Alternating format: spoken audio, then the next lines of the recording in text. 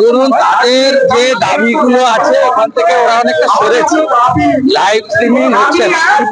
আমি ওদের লেটেস্ট ছবিটা চিঠিটা দেখেছি এবং ওরা যেটা ভালো মনে করছে করুন, কোনো অসুবিধা নেই। লাইভ স্ট্রিমিং এত ভালো, আপনারা যার সঙ্গে মিটিং করছেন তিনি এই ঘটনার জন্য দায়ী। টালা থানার ওসি গ্রেপ্তার হওয়ার পরে এবং আজকে যে ফরওয়ার্ড নাম দিয়েছে সিবিআই, তাতে বলেছে পুলিশ এভিডেন্স ডেস্ট্রয় করেছে। যে পুলিশ এভিডেন্স ডেস্ট্রয় করেছে সেই পুলিশ মন্ত্রীর কাছ থেকে আর কি আশা করে?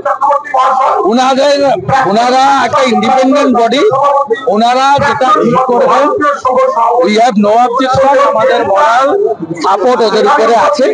আমি মনে করি দে are educated, they are intelligent এবং they are enough to take any decision.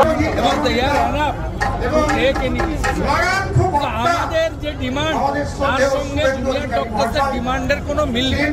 Junior ডক্টররা health administration ইত্যাদি ইত্যাদি নিয়ে ভাবছেন, স্বাস্থ্য ঘন্টা নিয়ে ভাবছেন, ডিএমই কি নিয়ে ভাবছেন। আর আমরা অভয়া, তিলোত্তমা, কাদম্বিনী, ডাক্তার বোনকে নিয়ে ভাবছি আর তথ্য লোপাট করা, পুলিশের শাস্তি চাইছি। আর এগুলোর জন্য দায়ী মমতা ব্যানার্জি। আমাদের দুটো ডিমান্ড পরিষ্কার লেটার অফ অপোজিশন বলছে, বিনীত গোয়েলকে অ্যারেস্ট করতে হবে, রিমান্ডে নিতে হবে, আর মমতা ব্যানার্জি পদত্যাগ চাই। আমরা সবাই ওয়েট করছি কালকে সুপ্রিম কোর্টের হিয়ারিং এর জন্য। আপনার আমি যেহেতু প্রথম মামলা করেছিলাম হাইকোর্টে, পরিবার পরে সিদ্ধান্ত হয়েছে। আমি যেহেতু প্রথম রাজ্যপালকে সিবিআই চেয়েছিলাম, সেই চিঠির মূলে চিফ জাস্টিসের কাছে করেছিলাম।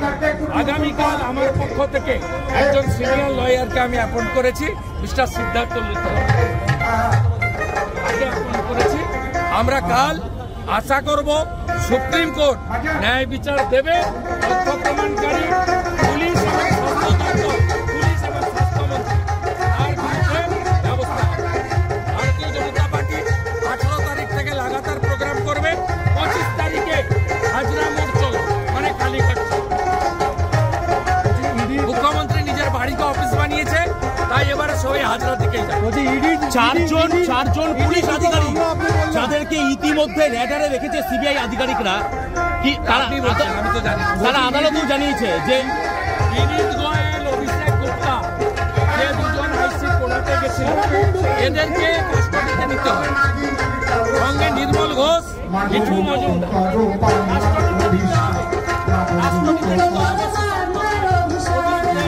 নিরপেক্ষ বিশ্বাস, যারা আর্জি করার কেউ না হওয়া সত্ত্বেও 9 তারিখ সকালে ওখানে ইলিগাল ট্রেসপাসার হিসেবে আর্জি করার ছবি তোলা।